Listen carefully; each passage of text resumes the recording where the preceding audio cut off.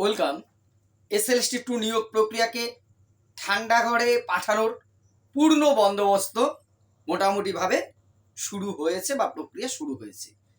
নিয়োগ প্রক্রিয়াটা যেদিকে যাচ্ছে তাতে টোটালি গ্যারেজ হয়ে যাওয়ার মতন অবস্থা করতে চাইছে। কে চাইছে, কেন চাইছে সেটা হয়তো এখনই পরিষ্কার অনেক কিছু বুঝলেও বলা যায় না, আপনারাও জানেন। কারণ মধ্যশিক্ষা পর্ষদ আজকে একটু আগেই নোটিশ দিয়ে যেটা জানিয়েছে যে পিভিআর 5 তারিখে যে তারা পিভিআর এর নোটিশ দিয়েছিল সেই পিভিআরটা আপাতত স্থগিত থাকছে, বন্ধ থাকছে। ভেরিফিকেশন, অনেকেই ভাবছেন যে ভেরিফিকেশন নবম দশম যেটা ছিল সেইটা বন্ধ না, যে দেখবেন যে আমি স্ক্রিনে দেব ম্যাচিং অর্ডারটা, যে অর্ডারটার কথা তারা উল্লেখ করছে 5 তারিখের সেই মেমো নম্বরে যে অর্ডারটা হয়েছিল সেটা হচ্ছে পিভিআর এর নোটিশ হয়েছিল 5 তারিখে। ওই 12, 13, 17 যে পিভিআর হওয়ার কথা সেই পিভিআরটা আপাতত স্থগিত, সেইটা স্থগিত। কিন্তু আসলে আজকে আমাদের সামনে কোন তথ্য আসার কথা ছিল এখনো পর্যন্ত, আসবে কিনা জানি না, আসার কথা ছিল একাদশ দ্বাদশের কাউন্সেলিং এর নোটিশ আজকে 10 তারিখ, সেটাই তো নিমন্ত্রণ দেওয়া ছিল। তার বদলে আসলো যে পিভিআরটা স্থগিত। খুব স্বাভাবিক, এই একটা স্থগিত, এতদিন পর্যন্ত যা চলছিল যেমন চলছিল কোথাও কোনো স্থগিত কথাটা অন্তত আমরা শুনিনি, এই প্রথম কিন্তু ডাইরেক্ট শুনলাম। এতদিন খেতে না দিলেও বলেনি দেব না, অর্থাৎ অপেক্ষায় ছিলাম দেবে দেবে দেবে। আজকে যেটা হলো না দেব না, এইরকম পরিস্থিতি। দেখুন, অনেকে খুশি হবেন এতে, অনেকে অখুশিও হবেন। খুশি হবার কারণ কোথায়, অখুশি হবার কারণ কোথায়, পরিস্থিতিটা কি সত্যি কি কোনো পক্ষেরই খুশি হওয়ার জায়গা আছে, সেইটা কিন্তু একটু বোঝবার ব্যাপার আছে আমার মনে হয়। দেখুন, অনেকেই হয়তো খুব সরলীকৃতভাবে এটা ভাবছি যে ওবিসি যদি চেঞ্জ হয় তাহলে খুব তাড়াতাড়ি আরেকটা শর্টলিস্ট বেরোবে, এদের বাদ দিয়ে নতুনদের নেবে। বিষয়টা কি অতটা সহজ হবে? যদিটা অতটা সহজ হয় তাহলে সেক্ষেত্রে ঠিক আছে, যে যেটা রুলস আছে, কিন্তু সেই সদিচ্ছার জায়গা কি আপনার মনে হচ্ছে কোথাও? সেটা কি মনে হচ্ছে? একটু ভালো করে টোটাল প্রেক্ষাপটটা দেখুন তো।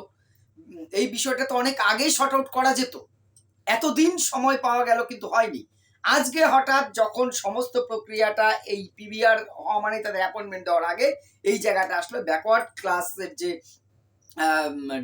নোটিশটা সেটাকে ট্যাগ করে এই নোটিশটা আজকে করা হলো মধ্যশিক্ষা পর্ষদ থেকে, যা আপাতত ওই যে পিভিআর সেটা স্থগিত হলো। এবার নিশ্চয়ই পরবর্তী যেগুলো আছে, এবার বলতে পারেন যে এসএসসি ভেরিফিকেশন, দেখুন বাকি ভেরিফিকেশন গুলো তার বোর্ড করবে না, সেগুলো করবে এসএসসি। দুটো কিন্তু তফাৎ আছে, পিভিআর মেডিকেলটা বোর্ড করবে, কিন্তু তার আগের যে documents verification, interview, counselling, demonstration, এইটা সব কিন্তু এসএসসির আন্ডারে।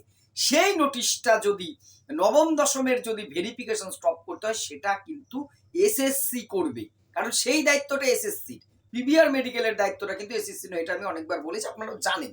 ফলে দেখা যাক এসএসসি আজ রাতের মধ্যে কি জানায়। তাদের কিন্তু আজকে আমাদের একাদশ দ্বাদশের কাউন্সিলিং এর নোটিশ তথ্য দেওয়ার কথা ছিল, তা দেয় না। তারাও ওই রকম একটা জানায় যে নিয়োগ বা এই প্রক্রিয়াটা আপাতত স্থগিত করে দেওয়া হলো। এই স্থগিত হলে যেটা বলছিলাম যে নতুনরা হয়তো অনেকে সুযোগ পেয়ে যাবেন, কাট অফ 1-2 যাদের কম আছে। দেখুন, আমি তো এই প্যানেলের প্রার্থী নই, আমি একটা জিনিস একটা জায়গাতেই বারবার আমার চাওয়া যেটা, যে স্বচ্ছভাবে নিয়োগটা হোক। এই নিয়োগটা না হওয়া পর্যন্ত আরেকটা এসএলএসটি কোনোদিনই আসবে না। এই জায়গাটা বড় সমস্যা তৈরি হবে। এবার কি হবে দেখুন, এই নিয়োগটা এমন একটা জায়গায় নিয়ে যাওয়া হলো, এর কিন্তু লেন্দি প্রসেস হওয়াটাই স্বাভাবিক। অটোমেটিক একটা বাজারে খবর ঘুরছে, এর সত্যতা আমি এখনো যাচাই করতে পারিনি। আমি জানি না যে 1 বছরের বেশি নাকি কোর্টে যে এক্সটেনশন চাইতে পারে স্কুল সার্ভিস কমিশন বা রাজ্য সরকার। ভেবেছেন এক্সটেনশন চাওয়া মানে কি দাঁড়াবে? দেখুন, এক্সটেনশনের আর আজকে 10 তারিখ, 20-21 দিন আছে, তখন কিন্তু খেলাটা শুরু হচ্ছে। আবার 1 বছরের মাথায় ঠিক এরকম কোনো একটা খেলা চলে আসবে, আর আমরা আমাদের ফ্রেশার ভাই বোনগুলো জাস্ট আঙুল চুষে যাব। কথাটা অন্যভাবে নেবেন না, কিন্তু বিষয়টা সামনে চলে আসছে। এবার কি হবে? আমি এম প্যানেল ছিলাম, আমি বাদ চলে গেলাম, খুব স্বাভাবিক। আপনি হয়তো 1 বা 2 এর জন্য আসেননি, আমার বাদ যাওয়ার কারণে আপনি আসেন। দেখুন, চাকরি যোগ্যতার ভিত্তিতে পেলেই হয়েছে, দুর্নীতি করে না পেলেই হয়েছে। এবারে কি হবে? আমি যখনই বাদ যাবো আমি কোর্টে যাব। আবার উল্টোটাও হতো, এটাও ঠিক যে আমি যদি পেতাম, আপনি না পেলে, যেহেতু অর্ডারটা আছে, একটা কনফ্লিক্ট চলে এসছে, কোর্টে যেত। তাহলে কোর্টে যাওয়ার রাস্তাটা কে তৈরি করছে? আগেও আমরা দেখেছি কোর্টে যাওয়ার রাস্তাটা বারবার তৈরি হয়েছে বলেই কোর্টে গেছে। আর নিয়োগ কর্তৃপক্ষ, যারা নিয়োগকর্তা, তারা কি বলেছে? কোর্ট আমাদের নিয়োগ করতে দিচ্ছে না, এরা যাচ্ছে, বিরোধীরা যাচ্ছে, এই দাবিগুলো কিন্তু উঠেছে।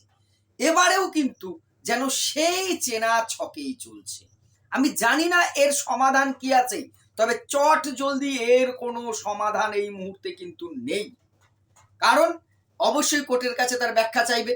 কোর্ট কি ব্যাখ্যা দেবে সেটা কোর্ট জানে, সেটা নিয়ে তো আমাদের কিছু বলার নেই। সেখানে মাইলর্ড আর ডেট আসবে, না তার বদল অন্য কিছু আসবে, টোটাল প্রক্রিয়াটা কিন্তু নিয়োগ প্রক্রিয়া বিষবাউ জলে। এবং এটা বিষবাউ জলে মানে SLST-3 আশা জাস্ট হালকা করে যেন ভুলে যেতে হবে আমাদের। কারণ অনেকেই বলবেন, হ্যাঁ এইটা নিয়োগ না হলে আরেকটা আসবেন, এটা আপনাকে কে বলেছে? বলতেই পারেন, আপনার স্বাধীনতা আছে, আপনার চিন্তা ভাবনার দিক থেকে বলতে পারেন। কিন্তু আমি সাধারণ বুদ্ধিতে যেটুকু বুঝি, এইটা যত অবধি না মিটছে, এই রকম অবস্থায় আরেকটা নিয়োগ আসতে পারে না। তার ভ্যাকান্সি কি করে দেখাবে? ভ্যাকান্সিটা দেখাবে কি করে? এইগুলোই নিয়োগ হলো না, সেটা সম্ভব নয়। ফলে নিয়োগকে বিলম্বিত করা কিন্তু যেন এই একটা বড় রকম ভাবেই হচ্ছে বা হতে যাচ্ছে। কারণ এই যে ওবিসির বিষয়টা, সেটা অনেক আগে শর্ট আউট করা যেত, বা সেটা যেভাবে ছিল সেভাবেও নিয়োগ করা যেত।